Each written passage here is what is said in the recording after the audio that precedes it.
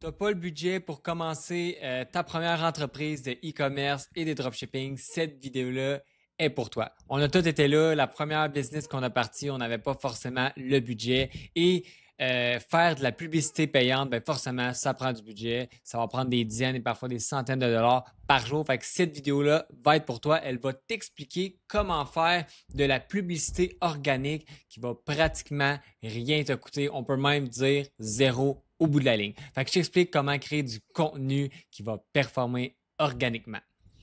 Alors, premièrement, c'est quoi la publicité organique? Ben, la publicité organique, dans le fond, ça va être de la publicité qui va être gratuite. Fait que tu n'auras pas besoin d'investir d'argent dans des Facebook, TikTok, Snapchat Ads, Google Ads ou dans des influenceurs autres, etc., etc. Ça va être du contenu, qui soit vidéo, SEO, peu importe le type de contenu, mais qui va être gratuit, qui va te rien te coûter. Il pourrait te coûter quelque chose si tu déciderais de payer des influenceurs, tu déciderais d'investir dans des choses plus cinématiques, mais pour avoir des résultats, tu n'as pas de besoin. Les vidéos qui performent le plus sont les vidéos les plus authentiques et qui montrent encore plus l'humain en arrière du produit ou de la compagnie.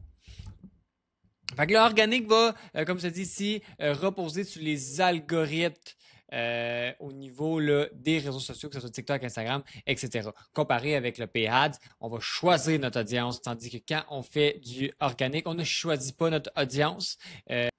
Là, tu vas me dire, Henrik, pourquoi miser sur la publicité organique? Ben, comme que je t'ai déjà dit, c'est de la publicité qui est gratuite. Deuxièmement, c'est de la publicité aussi qui va t'amener en crédibilité. Quand tu fais du Facebook Ads, si la personne décide d'aller voir tes réseaux sociaux, parfois, elle va voir, oh, OK, il y a juste 5 abonnés. Fait que la publicité organique peut faire en sorte de créer une communauté puis ajouter de la crédibilité à ton produit et à ton site web, ta compagnie, ainsi de suite. Ça a un effet qui est beaucoup plus long terme parce que comparé à un ads, tu vas le faire performer une semaine, un mois, 6 mois, un an, peu importe le nombre de temps, mais un jour, cette ads-là va mourir et ne sera plus performant. La seconde que tu vas arrêter de mettre du budget, ben forcément, il n'y aura plus de vente. Tandis que la publicité organique peut évoluer avec le temps et même commencer à exploser un an après parce qu'il y a un trend qui pop, puis toi, tu avais fait une vidéo en lien avec des choses de ce trend-là qui a tout d'un coup hip-hop.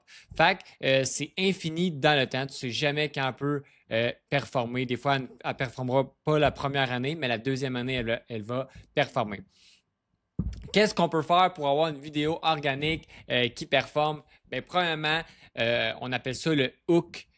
Qui est super important, c'est les 3 secondes qui va faire en sorte que ta vidéo va pogner les gens, vont faire oh ok, ça m'intéresse, puis ils vont continuer à regarder la vidéo. C'est l'accroche qu'on est capable d'aller chercher. On appelle ça un hook. Après ça, il va y avoir le storytelling. Le storytelling, dans le fond, c'est le reste de ton histoire ou de ta vidéo au milieu qui explique un peu soit ton produit, les problèmes des gens, les solutions des gens ou un challenge ou plein de choses. Je vais vous montrer des exemples. Restez là, vous allez voir. Je vais vous montrer 2 exemples au courant de la vidéo.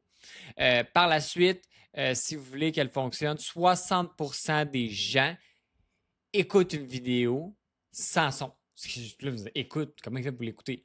Avec les sous-titres. C'est super important, les sous-titres, ça fait toute la différence. Si on sait que 60% des gens environ écoutent une vidéo en lisant les sous-titres, s'il n'y a pas de sous-titres, ben, tu as déjà perdu 60% des gens, ce qui est énorme. Et pour finir, l'appel à l'action, selon qu'est-ce que tu veux. Tu veux-tu créer une vente? Hey, achète maintenant. Tu veux-tu un abonné? Abonne-toi. Ton CTA, ton call to action. Alors, je vais te montrer plus imagé la structure d'une vidéo. C'est super simple. Premièrement, tu as ton hook de 0 à 3 secondes.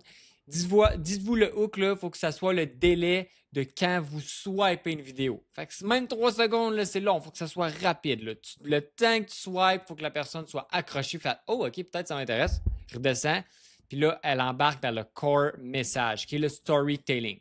Par la suite, dans le storytelling, on veut faire en sorte de garder la personne le plus longtemps possible. Peut-être lui donner une récompense à la fin. Peut-être lui donner la solution à son problème et ainsi de suite. Et on finit avec le CTA qui est super important, le call to action. Pourquoi? Ben, pas de CTA, vous faites une vidéo dans le vide. La personne ne sait même pas si vous vendez le produit, elle ne sait pas si vous avez besoin d'abonnés. Demandez-leur leur aide. Je vous montrerai un exemple ici avec Brodam. Fait que la vidéo elle commence, on voit un gars puis une fille, puis là c'est dit j'ai un petit challenge pour toi. Hein? C'est quoi le challenge? C'est quoi ça? Je connais pas l'environnement, ils ont l'air d'avoir bien du fun puis tout ça, ça m'intrigue. C'est quoi le challenge? Elle donne 5 secondes, mais on sait toujours pas c'est quoi le challenge. Fait que l'information n'est pas dit OK, le challenge, ça va être ça. Tu vas avoir 5 secondes pour réaliser. Non, tu as 5 secondes. Fait que l'inverse fait en sorte que la rétention, elle augmente. Puis les gens, sont intrigués, ils veulent savoir c'est quoi le challenge. C'est super important parce que plus que la personne va rester longtemps sur la vidéo, meilleure la rétention va être, meilleure que la vidéo va performer, mais aussi plus longtemps que la personne va rester. Si la personne a écouté 50% de la vidéo, là, inconsciemment, son cerveau va faire ouais, j'ai écouté à moitié. Je peux pas continuer un autre 20%, 25% de plus. Fait, au début, on hook, puis on essaie de toujours avoir des choses qui changent chaque 3 secondes. Qu'une couleur, une explosion, un texte, une parole, une scène, peu importe quoi. Fait que là, t'es intrigué, tu te demandes qu'est-ce qui se passe, il faut pas qu'il échappe, il va-tu réussir, il va-tu pas réussir. Fait on voit, là, on va voir qu'il réussira pas. Ah! Qu'est-ce qui se passe? Fait que là, on voit comment il paye, mais on s'intrigue encore. Elle a dit, c'est toi qu'il faut qu'il paye, mais comment que ça coûte? Fait que la personne, elle continue dans la rétention, elle a checké, Caroline de Bin. Fait que là, elle veut savoir comment que ça va coûter. Fait que là, elle pose des questions, le monde, ah ouais, dis-le. Fait que là, la rétention, elle augmente. Puis là, on va le savoir. Si tu es abonné, fait que là, ça incite les gens à dire oh, OK, faut que je m'abonne si je veux avoir des concours comme ça, puis gagner des montants d'argent ou gagner des vêtements ou peu importe quoi. Si je m'abonne, j'ai des chances de me faire interroger la prochaine fois que je vais en boutique. Ça, c'était le cité pour cette vidéo. Exemple fini. Par la suite, pour une vidéo plus explicative sur un produit, ben là, on va avoir la partie ici, je le montre avec mes mains, mais dans le fond, vous ne le voyez pas. Vous allez avoir le contexte qui est le hook, le problème, solution, preuve qui est le storytelling et le call to action. Fait qu'on va vouloir souligner le problème de la personne, trouver sa solution, puis prouver que ça fonctionne réellement. Par la suite, achète mon produit. Fait une compagnie que vous devez connaître déjà, iSmile, c'est un peu ça. La personne, elle va utiliser le produit, puis finalement, ça montre que ça fonctionne. Puis là, ils sont comme, non, attends, ton produit ne fonctionne pas, on va faire un test, on va te montrer que le nôtre fonctionne vraiment. Vous allez voir.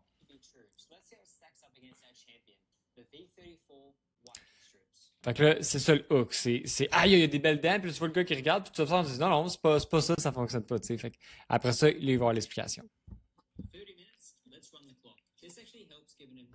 Fait que là, tu comprends que la résolution de ton problème, la solution prend 30 minutes. Fait que là, déjà là, tu as une information à une objection. Ouais, mais ça prend-tu une semaine? Fait que, oups, désolé.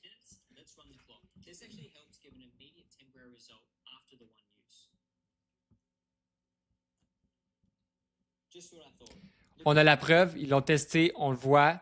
Fait que là, on a eu le problème, la solution et la preuve. Là, à partir de moment, tu vois que le produit fonctionne, ils vont expliquer le produit. Là, j'explique le problème. Puis là, le call to action, essaie-le tout de suite. De toute façon, c'est remboursement garanti. Puis la vidéo a fini. Fait qu'on vient répondre à toutes les objections au niveau d'une vidéo pour qu'elle performe. Puis le hook était bon. Le plus essentiel, c'est le hook. Puis il y a eu tout le temps, tout le long, on a vu des changements de scène, des changements d'écriture, des changements de tout pour faire en sorte de rester dans la vidéo, puis pas tomber fatigué puis dire ah, je m'en fous, je change de vidéo. Fait que super important. La division, quand vous faites du contenu, là, c'est organique. OK, c'est super important, premièrement, TikTok et IG, si vous êtes dans l'organique. Mais tant qu'elle fait une vidéo puis publier à 2 places, pourquoi pas le publier partout? Facebook, YouTube Short, publier à plus de places possible. Plus que vous allez être vu, mieux que ça va être. TikTok, vous pouvez publier la même vidéo 3 fois, on s'en fout. Ça change complètement rien. Vous pouvez publier la même, juste changer le hook, ça ne change rien, ça ne va pas baisser vos stats, vous ne serez pas moins bon dans l'algorithme. Les autres réseaux sociaux, peut-être faire attention quand vous postez le même contenu. Faire attention plus. Fait que adapter le contenu, ça va toujours être du vertical, à moins que vous faites des vidéos YouTube horizontales, mais c'est pas avec ça que vous allez avoir des vidéos en organique qui vont pogner rapidement pour faire des ventes. Petit accrocheur, qui est le hook, mais on le verra pas souvent là-dedans. Tout ça. Fait que analyser les stats. Fait que qu'est-ce qui est important là-dedans? Les réseaux sociaux accordent des points selon certains facteurs, que ce soit la durée de visionnement, les vues, les commentaires, ainsi de suite. Le but, dans le fond, les algorithmes changent tout le temps. Il faut juste que vous compreniez, c'est que l'objectif, il y ait le plus d'engagement possible. Fait que si vous voyez qu'il n'y a pas de commentaires, il n'y a pas de like, puis votre rétention de pourcentage de vues de votre vidéo, c'est exemple 10%, ben, vous voyez bien que le monde, ça ne leur intéresse pas la vidéo. Mais si vous voyez que les gens, ils ont écouté tout en majorité, 40% de la vidéo, il y a 100 commentaires, il y a plein de likes, il y a plein de partages. Vous voyez que c'est une vidéo qui fonctionne. Par la suite, c'est de la répliquer avec une autre personne, un autre produit ou peu importe quoi. C'est de bien analyser nos produits. Quand on fait du e-com ou du dropshipping, c'est important de toujours analyser nos vidéos, toujours analyser nos produits, toujours analyser nos publicités pour après ça créer un funnel de plusieurs contenus, puis juste prendre le meilleur contenu, l'améliorer, puis arriver avec du contenu qui est juste super performant, puis plus de contenu qu'on gaspille de l'argent pour rien dessus, puis du temps.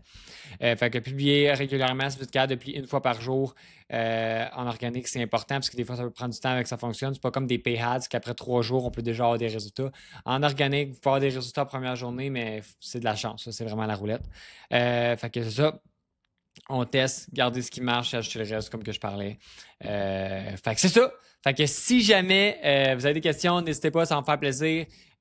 J'espère que tous ceux qui vont avoir écouté cette vidéo-là, ça va les aider à faire du contenu organique. Si jamais il manquait de l'information, n'hésitez pas à l'écrire dans les commentaires. N'hésitez pas à m'écrire, ça va me faire plaisir de modifier la vidéo. On veut faire du contenu 100% gratuit le plus possible pour pouvoir vous aider dans votre processus de dropshipping ou de e-com. Fait que sur ce, bon succès. Ciao, ciao.